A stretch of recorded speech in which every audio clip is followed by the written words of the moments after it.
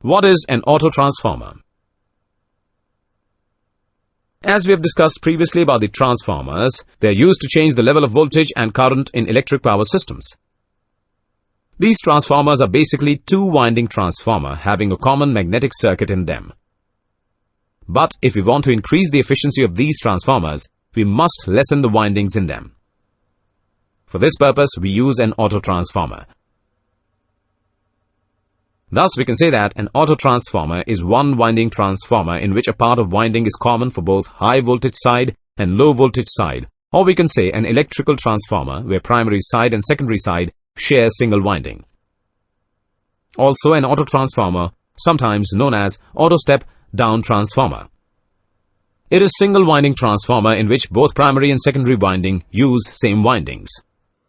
The winding has at least 3 taps where electrical connections are made. The winding which is common for both sides are called common winding.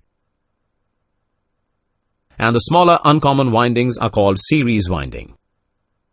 On the basis of construction, there are 2 types of autotransformers: step-down and step-up autotransformer. A step-down autotransformer is one in which the primary voltage is greater than the secondary voltage.